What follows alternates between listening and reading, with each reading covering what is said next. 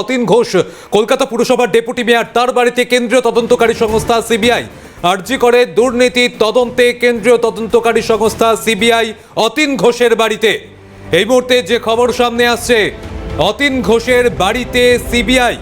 আরজিকর কাণ্ড নিয়ে deputy mayor বাড়িতে সিবিআই। কলকাতা পুরসভার ডেপুটি মেয়র অতীন ঘোষ, তার বাড়িতে কেন্দ্রীয় তদন্তকারী সংস্থা। আরজি করের সামনে কেকের দোকান মালিকের সঙ্গে যোগ, কেকের দোকানের মালিকের সঙ্গে যোগ রয়েছে অতীন ঘোষের, খবর সিবিআই সূত্রে। আর সেই সূত্র ধরেই অতীন ঘোষের বাড়িতে সিবিআই এর তল্লাশি অভিযান।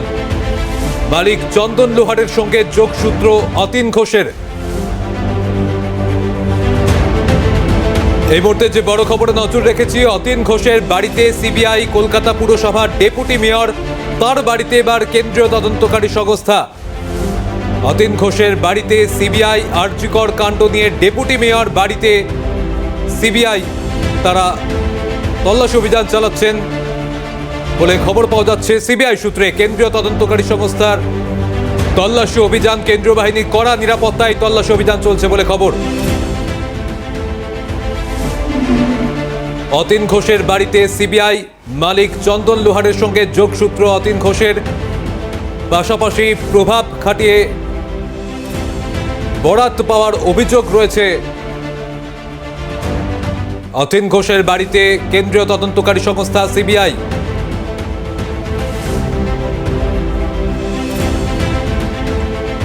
প্রভাব খাটিয়ে আরজি করে বরাত পাওয়ার অভিযোগ অতীন ঘোষের বাড়িতে কেন্দ্রীয় তদন্তকারী সংস্থা। অতীন ঘোষের বিরুদ্ধে বরাত পাওয়ানোর অভিযোগ রয়েছে। এই মুহূর্তে যে বড় খবর, কলকাতা পুরসভার ডেপুটি মেয়র, তার বিরুদ্ধে বরাত পাওয়ানোর অভিযোগ। অতীন ঘনিষ্ঠ চন্দন লোহারের দোকান, সেখানেই বরাত পাইয়ে দিয়েছিলেন অতীন ঘোষ, এমনটাই অভিযোগ তার বিরুদ্ধে। আর এই অভিযোগের ভিত্তিতেই কেন্দ্রীয় তদন্তকারী সংস্থা তারা তল্লাশি অভিযান চালাচ্ছে। কেন্দ্রীয় বাহিনীর কড়া নিরাপত্তায় চলছে তল্লাশি অভিযান। হাসপাতালের সামনে দোকানের ব্যবস্থা করিয়ে দিয়েছিলেন অতীন ঘোষ, এমনটাই অভিযোগ। চিফ রিপোর্টার সত্যজিৎ মুখোপাধ্যায় আমাদের সঙ্গে রয়েছেন। সত্যজিৎদা, এই মুহূর্তে যে খবর সামনে আসছে যে অতীন ঘোষের বাড়িতে কেন্দ্রীয় তদন্তকারী সংস্থা সিবিআই তল্লাশি অভিযান চালাচ্ছে, কোন তথ্যের সূত্র ধরে এই তল্লাশি অভিযান, কি জানতে পারছো? দেখো, দুটো বিষয় এখানে উঠে আসবে সম্বন্ধিত। কারণ প্রথমত এই আরজিকর কাণ্ডের ক্ষেত্রে দুটো চার্জশিট এখন পর্যন্ত সিবিআই তরফে পেশ করা হয়েছে। প্রথমটি হলো যে মূল অভিযুক্ত হিসেবে সঞ্জয় রায়ের বিরুদ্ধে যে হত্যা এবং যে ধর্ষণের যে অভিযোগের ভিত্তিতে চার্জশিট দাখিল করা হয়েছে, এবং অন্যটি হলো যে আরজি করে দীর্ঘদিন ধরে যে ধরনের অর্থনৈতিক বা বেআইনি দুর্নীতি বা লেনদেন চলছে তার উপর তারা চার্জশিট দাখিল করেছে। এবং তুমি দেখবে একই সঙ্গে এবছরই তারা কোর্টকে সাবমিট করেছে এই তদন্তের ক্ষেত্রে যে স্ট্যাটাস রিপোর্ট, সেখানে সিবিআই পরিষ্কারভাবে বলেছে যে তদন্তের অগ্রগতি প্রত্যেক দিনই হচ্ছে। ফলে এক্ষেত্রে যে ছবিটা উঠে আসছে যে বিধায়ক অতীন ঘোষের বাড়িতে সিবিআই টিম পৌঁছেছে এবং জিজ্ঞাসাবাদ পর্ব শুরু হয়েছে। এখানে সিবিআই সূত্র অনুসারে যে তথ্য উঠে আসছে যে যখন এই ঘটনাটি ঘটে এবং কাদম্বিনীর হত্যাকাণ্ড এবং নারকীয় ধর্ষণের যে অভিযোগ উঠে আসছে, সেই সময় আরজিকর রোগী কল্যাণ সমিতির সদস্যের পদে ছিলেন অতীন ঘোষ, ডেপুটি মেয়র কলকাতা কর্পোরেশনের এবং বিধায়ক তিনি বর্তমানে। এবং সেই সময় যে তথ্য বা সূত্র উঠে আসছে যে তার প্রভাব ছিল, এই অভিযোগ রয়েছে। এবং তার ঘনিষ্ঠ চন্দন লোহা, যে আলটিমেটলি তার জীবন শুরু করেছিল একজন মেডিকেল কম্পাউন্ডার হিসেবে, পরবর্তী সময় সে অতীন ঘোষের ঘনিষ্ঠ হয় বলেই সিবিআই কর্তারা জানতে পারছেন। এই অতীন ঘোষের স্ত্রী ওয়াইফের নামে, অর্থাৎ ক্ষমা লোহারের নামে একটি দোকান এবং আরো কিছু বরাত পাইয়ে দেওয়া হয়েছিল বলে অভিযোগ সিবিআইয়ের কাছে আসে। এবং প্রাথমিকভাবে ক্ষমা লোহারকে নিজাম প্যালেসে তলব করে তাকে জিজ্ঞাসাবাদ করা হয় এবং তার নাম এফআইআর ইনক্লুড করা হয়েছিল।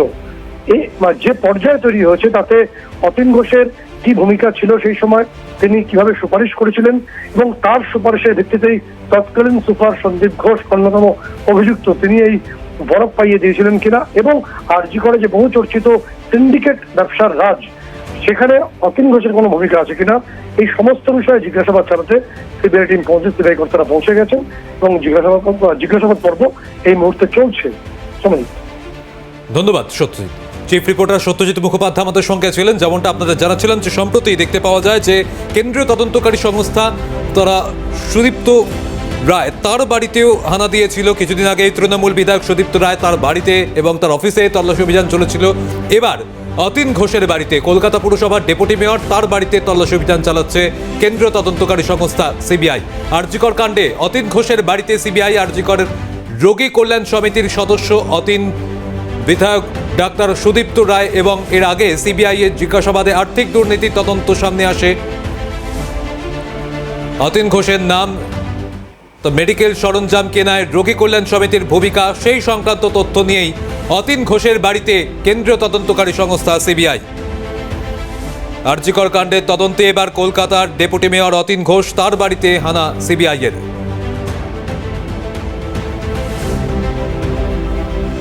সরাসরি অতীন ঘোষের বাড়ির সামনে থেকে আমাদের প্রতিনিধি শুভজিৎ দে রয়েছেন। শুভজিৎ, অতীন ঘোষের বাড়িতে এই মুহূর্তে তল্লাশি অভিযান চলছে, কোন কোন সূত্র ধরে এই তল্লাশি অভিযান এবং কি কি জানতে চাওয়া হচ্ছে অতীন ঘোষের কাছ থেকে, কি জানতে পারছো?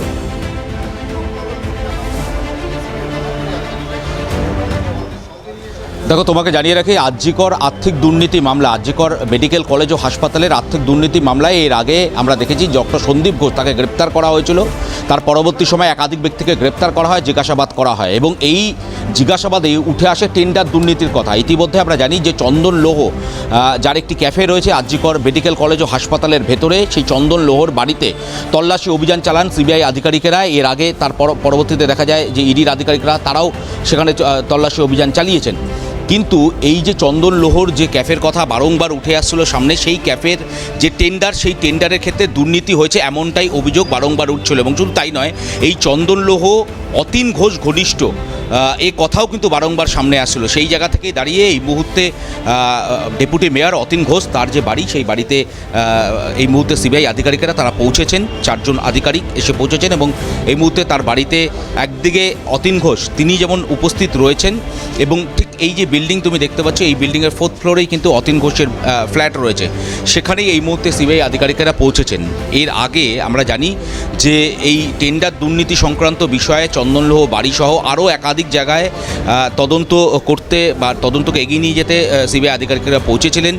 ডক্টর সুদীপ্ত রায়, তার বাড়িতে চলতি সপ্তাহে একেবারে পৌঁছে গিয়েছিলেন সিবিআই আধিকারিকেরা। সুদীপ্ত রায় রোগী কল্যাণ সমিতির চেয়ারম্যান পদে ছিলেন যে সময় এই টেন্ডার দুর্নীতি হয়েছে বলে সূত্র মারফত জানা যাচ্ছে, যে কারণে রোগী কল্যাণ সমিতি চেয়ারম্যান থাকাকালীন বা থাকার দরুন সুদীপ্ত রায় তাকে দীর্ঘক্ষণ জিজ্ঞাসাবাদ করেন সিবিআই আধিকারিকেরা এবং সেই সূত্র ধরেই এই মুহূর্তে চন্দন লৌহকে জিজ্ঞাসাবাদ যেরকম করা হয়েছে, এর আগে একাধিকবার সিবিআইয়ের পক্ষ থেকে চন্দন লৌহকে ডেকে পাঠানো হয়েছে, তাকে জিজ্ঞাসাবাদ করা হয়েছে এবং সেই সূত্র ধরেই এই মুহূর্তে অতীন ঘোষের বাড়িতে সিবিআই আধিকারিকেরা পৌঁছেছেন এবং তাকে জিজ্ঞাসাবাদ প্রক্রিয়া শুরু হয়েছে। তোমাকে একটু দেখানোর চেষ্টা করি, এই ফ্ল্যাটের একেবারে টপ ফ্লোরে কিন্তু অতীন ঘোষের বাড়ি এবং অতীন ঘোষের বাড়ি যেরকম রয়েছে, একই সঙ্গে কিন্তু তোমাকে দেখানোর চেষ্টা করব যে অতীন ঘোষের যে গাড়িটি, সেই গাড়িটিও কিন্তু ফ্ল্যাটের বাইরে এই মুহূর্তে দাঁড়িয়ে রয়েছে। অর্থাৎ অতীন ঘোষ তিনি বাড়িতেই রয়েছেন। তার কারণ সিবিআই আধিকারিকেরা যখন প্রবেশ করে তখন অতীন ঘোষের তরফ থেকে একজন প্রতিনিধি তিনি নিচে দাঁড়িয়েছিলেন,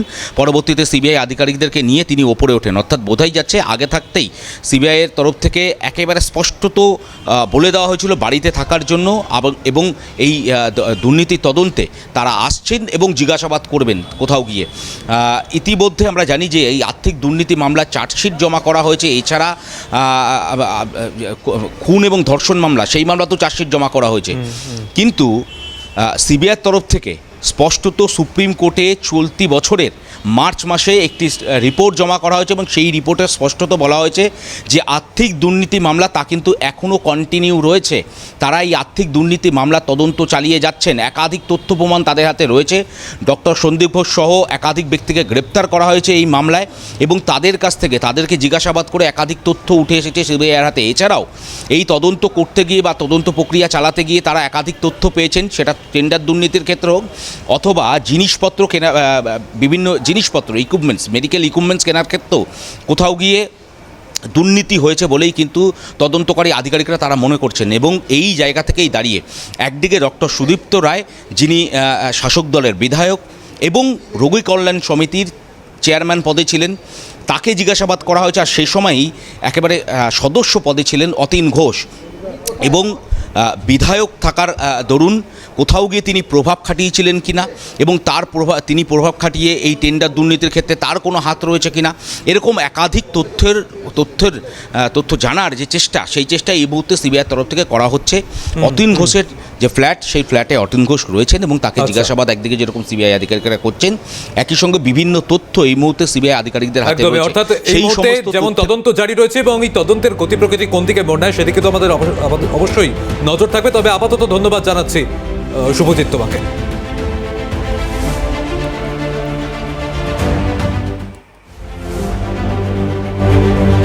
নির্বাচনের মুখোমুখি মুখ্যমন্ত্রী উদ্বেগ প্রকাশ করেছেন। অভিষেক বন্দ্যোপাধ্যায় স্পষ্ট বলেছেন, নির্বাচনের আগে পর্যদস্ত করার জন্য চক্রান্ত, ইডিকে কাজে লাগিয়ে এসব করা হচ্ছে। এসব করে কিচ্ছু হবে না। অতীনের বাড়িতে কেন গেছে সঠিকভাবে বলতে পারবো না, কোনো তদন্তে যেতে পারেন, তদন্ত করে জিজ্ঞাসাবাদ করার অধিকার তাদের আছে। মন্তব্য বিধানসভার স্পিকার বিমান বন্দ্যোপাধ্যায়। নির্বাচনের মুখোমুখি ঠিক মাননীয় মুখ্যমন্ত্রী তিনিও উদ্বেগ প্রকাশ করেছেন, সবাই উদ্বেগ প্রকাশ করেছে।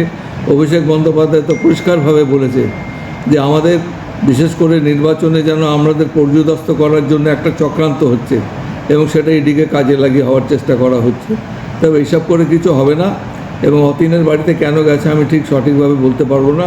কোনো তদন্তে যেতে পারেন, তদন্ত করে তাদের জিজ্ঞাসাবাদ করার অধিকার আছে, এই ব্যাপারে অস্বীকার করার কিছু নেই। তবে আমরা ভীত নেই যারা রয়েছেন, এটা আমি রাজনৈতিক দল থেকে আমি বলবো না, আমি স্পিকারের চেয়ার থেকে এই কথা বলবো না। তবে এইভাবে আমাদের গণতন্ত্রের কণ্ঠরোধ করা যাবে না। নির্বাচনের মুখোমুখি ঠিক মাননীয় মুখ্যমন্ত্রী তিনিও উদ্বেগ প্রকাশ করেছেন, সবাই উদ্বেগ প্রকাশ করেছে।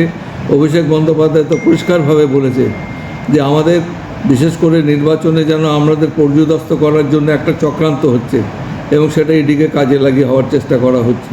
তবে এইসব করে কিছু হবে না এবং অতীনের বাড়িতে কেন গেছে আমি ঠিক সঠিকভাবে বলতে পারবো না। কোনো তদন্তে যেতে পারেন, তদন্ত করে তাদের জিজ্ঞাসাবাদ করার অধিকার আছে, এই ব্যাপারে অস্বীকার করার কিছু নেই। তবে আমরা ভীত নেই যারা রয়েছেন, এটা আমি রাজনৈতিক দল থেকে আমি বলবো না, আমি স্পিকারের চেয়ার থেকে এই কথা বলবো না। তবে এইভাবে আমাদের গণতন্ত্রের কণ্ঠরোধ করা যাবে না।